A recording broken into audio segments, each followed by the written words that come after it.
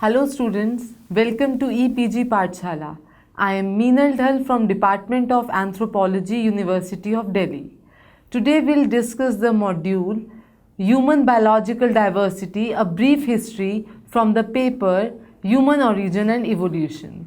So in this module we'll discuss about the description of human biological diversity. The objective of this module is to understand the progressive evolutionary process. This will also include to describe the progression changes that occur in biological dimension of man. You will also know about the connecting links that lead to Homo sapiens sapiens, and you will also know about the understanding of impact of evolution for the biological evolution of man. This module covers the importance of diverse human forms and variants. So first let us briefly discuss about the evolution, what evolution is. The early stages of human biological diversity can only be studied by comparative anatomy of fossil and also by comparative biochemistry of present-day human, apes and other primates. The information on the later stages in human evolution are based on the artifacts that include stone tools, pottery, fire hearth and the fossil of other animals along with the human fossils. The human biological diversity can be understood as the gradual process by which the present diversity of plants and animals arose from the earliest and the most primitive organism, which is believed to have been continuing for at least the past 3000 million years. It is believed that every species was individually created by God in the form in which it exists today and is not capable of undergoing any change. This is referred as the theory of special creation. The special creation was contradicted by the fossil evidences and genetic studies, and the pseudo-scientific arguments of creation science cannot stand up to logical examination. It was the generally accepted explanation of origin of life until the advent of Darwinism. The course of human phylogeny or the human biological evolution, like mammals, can be followed only from the fossil records. Though the fossil records are fragmentary, the paleoanthropologists have been able to piece them together and draw them an almost complete phylogeny of primates and of modern man, Homo sapiens sapiens. Lamarck was the first biologist to publish a theory to explain how one species could have evolved into another. He suggested that changes in an individual are acquired during its lifetime, chiefly by increased use or disuse of organ in response to a need that continues to make itself felt, and that these changes are inherited by its offspring. Thus, the long neck and limbs of a giraffe are explained as having evolved by the animal stretching its neck to browse on the foliage of the trees. This is also called as inheritance of acquired characteristics. But it was not until the publication of Darwin's On the Origin of Species in 1859 that special creation was seriously challenged. Unlike Lamarck, Darwin proposed a feasible mechanism for evolution and comparative anatomy, and the modern version of Darwinism, which incorporates discoveries in genetics, remains the most acceptable theory of evolution. The place of origin of human diversity includes the fossil of pre-human and ancestral human forms, which are obtained from the widely diverse regions of Africa, Asia and Europe, which indicates that man's center of origin was probably in Asia and Africa. More precisely, human must have been originated from Central Asia because the oldest known fossil have been obtained from Asia, China, Java and India where these Sivalik hills were there. The number of domesticated animals and plants is maximum in Asia. A number of migration of animals have occurred in the past from Asia. Asian cultures appear to be the most oldest culture. The climatic conditions in Asia and nearby places were most conducive or for the human evolution, and rich fossil beds are discovered from Rift Valley in East Africa, where hominid fossils have been found. These areas are Old White George, Lake Victoria and Lake Natrona in Tanzania and Lake Turkana in Kenya. Now, probable time of origin of human diversity.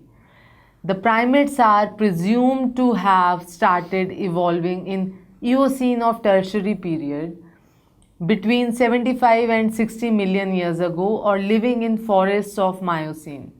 In late Oligocene, about 25 to 30 million years ago, when these evergreen forests were replaced by drier savanna grasslands, some tree-dwelling primates returned back to the ground and became ancestors of apes and human. Thus, evolution of man and apes started together from some tree-dwelling common ancestors about 25 to 30 million years ago. Humanization or the achievement of human organization or appearance of genus Homo started about 5 million years ago. Now, what is human biological diversity?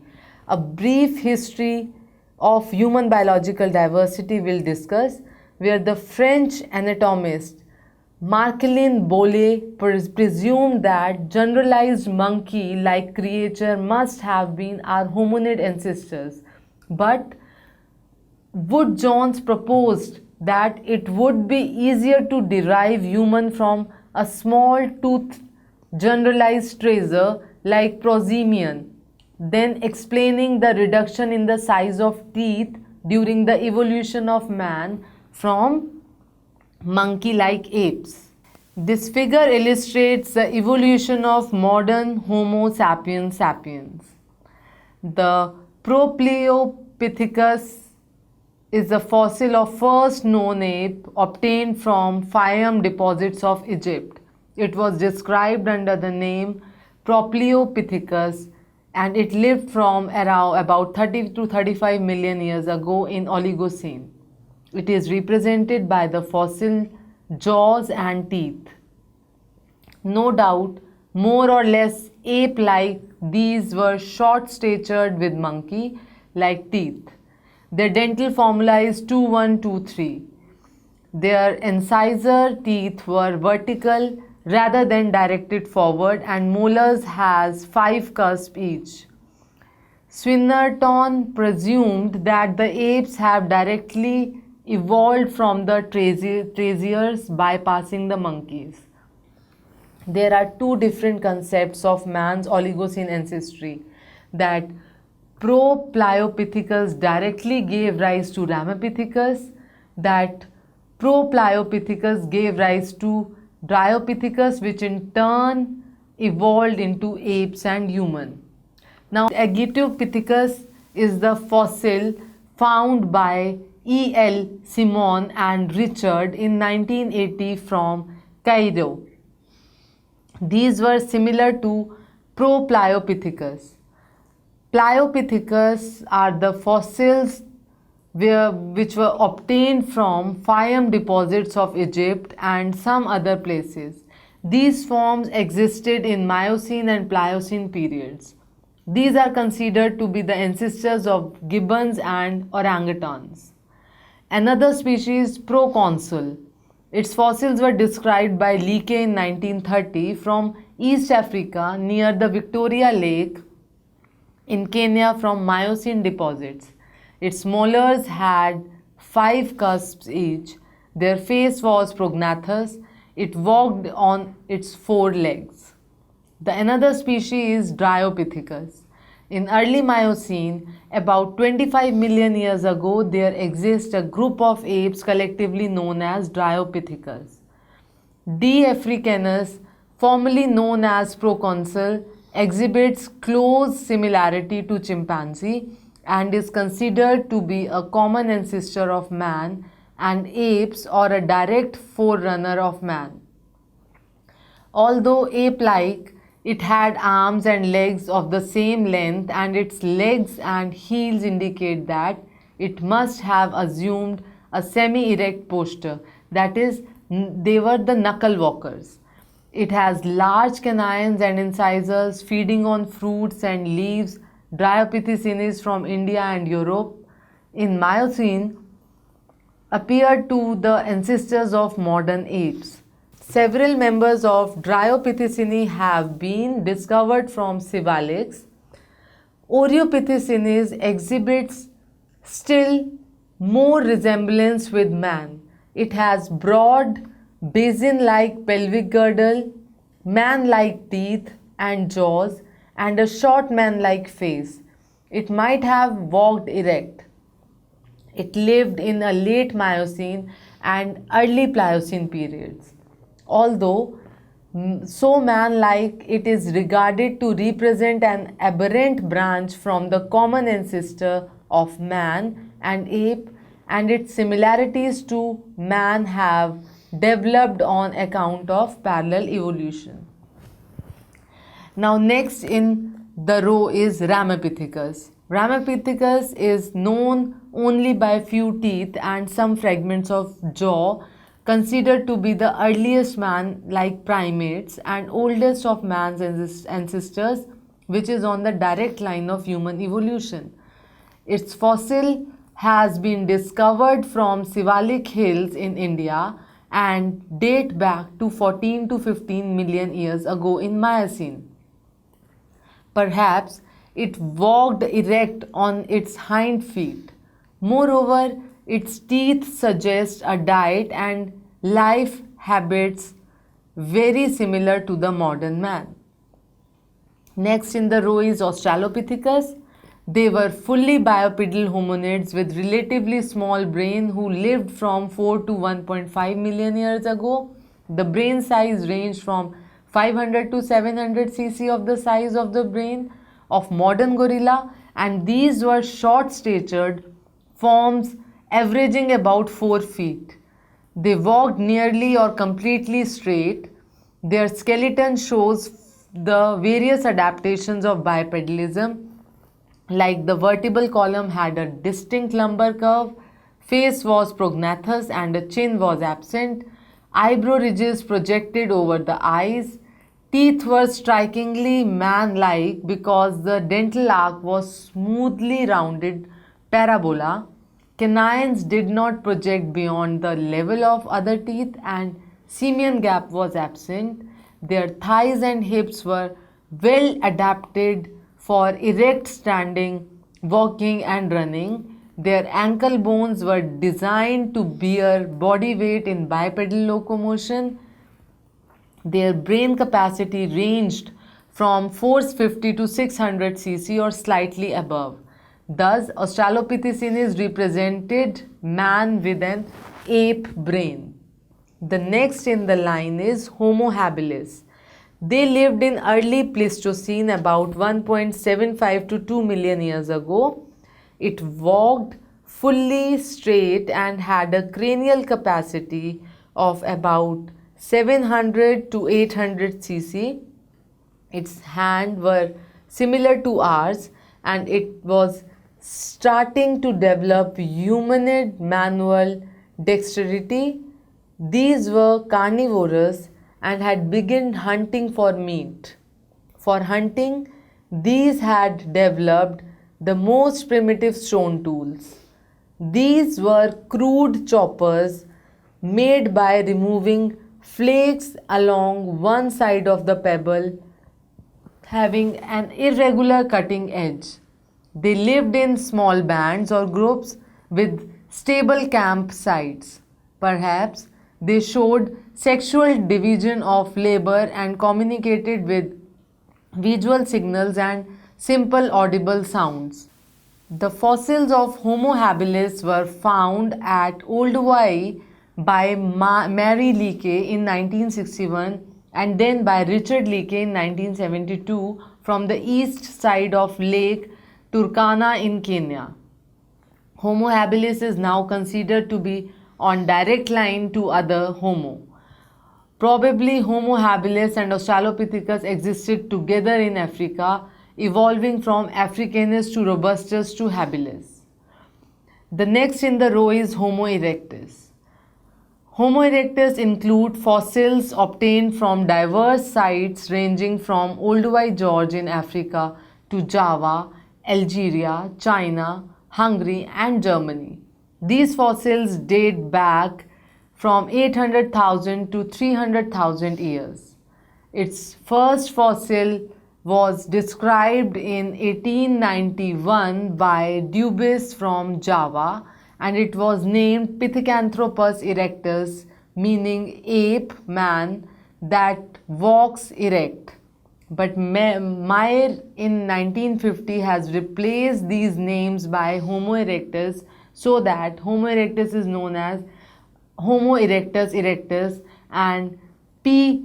pekinensis as Homo erectus pekinensis. Homo erectus has skeleton much like ours but more primitive skull. They were hunters and food gatherers, and they used the stone tools for hunting and butchering of deers, antelopes and even large ferocious animals such as bears, wild oxen and elephants. Their tools included hand axes, chopping tools, flakes, points, cleavers and even scrapers. They had started using bone and wooden tools as well. Signs of organized hunting have been found in Europe. Homo erectus people had also learned the use of fire for cooking purposes, for which evidences are available from Hungary and China. Homo erectus have left clear records of a developing culture associated with the oldest or Abbevillian culture. They were nomads who roamed widely in small groups or extended families. These people had begun to clothe themselves with animal skin, and more of them moved into the caves to protect them from the adverse cold conditions. They also used some kind of rudimentary visuals, signals and languages.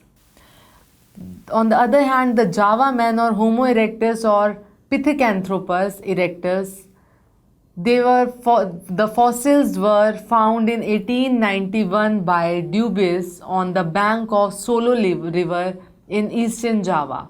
Its fossils include some teeth, skull cap and femur bone. It occurred in the Pleistocene deposits some 500,000 years to 1.5 million years ago. It has a cranial cavity of about 940 cc, which is intermediate between that of Australopithecus and modern man. It was more than 5 feet tall and weighed 70 kg. Its forehead was low and slanting, the face was prognathous, the jaws were very massive with huge teeth, the chin was absent, but bony eyebrow ridges present over the eyes were heavy. Their molars were smaller, but frontal teeth, that is incisors and canines, were large and more prominent, indicating omnivorous diet. Peking man, on the other hand, which is known as Homo erectus pekinensis or Pithecanthropus pekinensis or Sinanthropus pekinensis. Its fossils were discovered from caves near Peking in 1920 by Davidson Black. Their fossils include numerous skulls, jaws and postcranial bony fragments from the limestone caves near Choukouten. These lived most probably about 1.5 to 500,000 years ago. It is very similar to Java man with heavy bone eyebrows, ridges, low slanting forehead and chinless face, but their cranial cavity was much larger than Java man, ranging from 850 to 1200 cc and averaging 1075 cc. The last one is, or the main one is Homo sapien. Homo erectus were succeeded by early Homo sapien, which were described under different names as Homo neanderthalensis, Homo heidelbergensis, Swansocombe man, etc. But since these appear to be very similar, now they are grouped under Homo sapiens. Some transitional forms connecting Homo erectus with Homo sapiens have been uncovered from Europe. These are Steinheim skull, Swanscombe skull, Fontecavade skull, Erinsdon skull. Now Steinheim skull, it is fairly a complete skull found from Steinheim in Germany. Its cranial capacity is estimated to be about 1000 cc and it had puffy eyebrow ridges and a low forehead. Its face protrudes but is relatively straight, tucked in under the brain case. The back of the skull was well rounded and the molars were modern, but the incisors were rather large. Swanscombe skull, this is known from the three bones which form roof and back of the brain case. The bones are usually thick. Its cranial capacity is estimated to be about 1320 cc, and in other features it resembled Homo sapiens. The above two skulls were obtained from the second interglacial period from late, middle or early upper Pleistocene. The third one is Fontecavade skulls. These were discovered from southern France from the third interglacial period.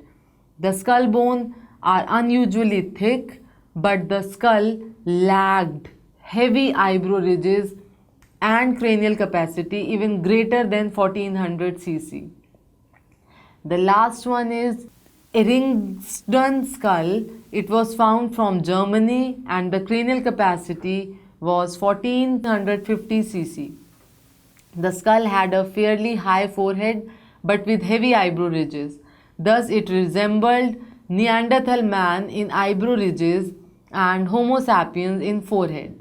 These fossils indicate that during the second and third interglacial period, there lived an assemblage of people that might have been the ancestor of both Neanderthal man and Homo sapiens.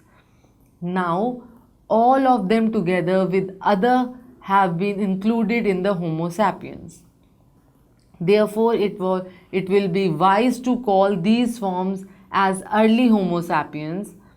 Following distinct type of Homo appeared in due course. All of them have become extinct by now except Homo sapiens sapien, which have appeared quite late in the evolutionary period. The fossils of primitive man were found in Europe, Asia and Africa. These all differ slightly but exhibit enough similarities to be grouped together as Neanderthals. The Neanderthals include Heidelberg man, Neanderthal man, Solo man, Rhodesian man and Cro-Magnon man. Heidelberg man, known only from a massive lower jaw, which was found from Heidelberg, Germany. The jaw is large and heavy and lacks a chin. Teeth are like those of modern man. Heidelberg man is regarded as ancestors to Neanderthal man and is believed to be contemporary to Homo erectus. On the other hand, the Neanderthal man existed in the late Pleistocene period and its fossils were found in the Neanderthal Valley in Germany. Previously, it was named as Homo neanderthalensis, but according to the modern concept, these are known as Homo sapiens neanderthalensis. They were thick forehead was low and slanting and the eyebrow ridges were heavy. The jaw was deep with no chin. The cranial capacity was about 1450 cc, roughly equal to that of modern man, but its lower and posterior portions were larger than the upper and anterior parts. Culturally, they were more evolved. They show replacement of Abelian tradition by Acheulean culture and then by Mousterian tradition. They used more symmetrical and sharp tools. Stone tools were finer and made from flakes. The intervention of long wooden spear with a sharp stone tip was advancement in hunting. Neanderthals possessed the knives to butcher the carcasses and used fire for cooking, and for warmth they used animal hides for crude clothing. They buried their dead bodies. They had concept of life and death and followed rituals. Neanderthals made no progress either in agriculture or in domestications of animal. Now the Solo man. The fossils of Homo solensis were found on the bank of Solo River in Java, a few miles away from the remains of Pithecanthropus, and might have been descended from them. Solo man had heavy ridges over the eyes and a receding forehead. Its brain capacity was about 1300 cc. It means that Solo man was more primitive than Neanderthal man. Rhodesian man. The fossil of Homo rhodesiensis were found in the Rhodesia in the large limestone cave. The skull had a cranial capacity of about 1300 cc with receding forehead and heavy eyebrow ridges. It might be even more primitive than the Java man. The another in this is Cro-Magnon man. They were around 180 centimeter in height, with a large skull, broad face, rounded forehead, narrow nose and a prominent chin. They lacked eyebrow ridges. The cranial capacity was around 1600 cc, and these were swift-footed, cave-dwelling forms and are said to be the expert hunters. They are conversant with art and could sketch the pictures of their contemporary animals. They made tools from finely chipped stone. The tools consisted of spear, head and arrows, and they made ornaments from ivory and decorated their body. They knew the use of hide of animals. They did not know agriculture and domestication, but exhibited some cultural advance and had some religious and burial ceremonies. Cro-Magnon expressed themselves through painting and sculptures.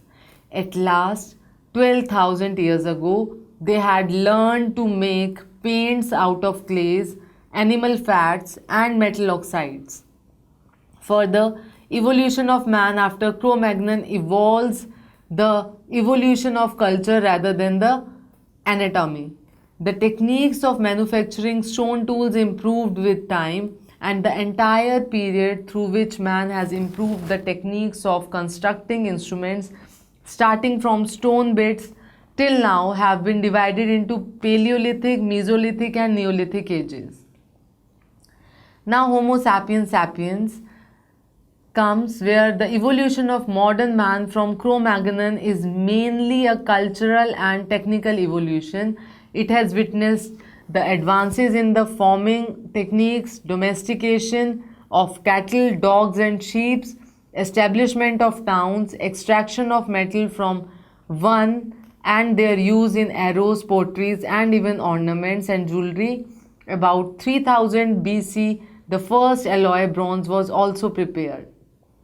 The modern man appeared 11 to 10,000 years ago in Asia near Caspian Sea. From here it migrated in three directions and formed three distinct races.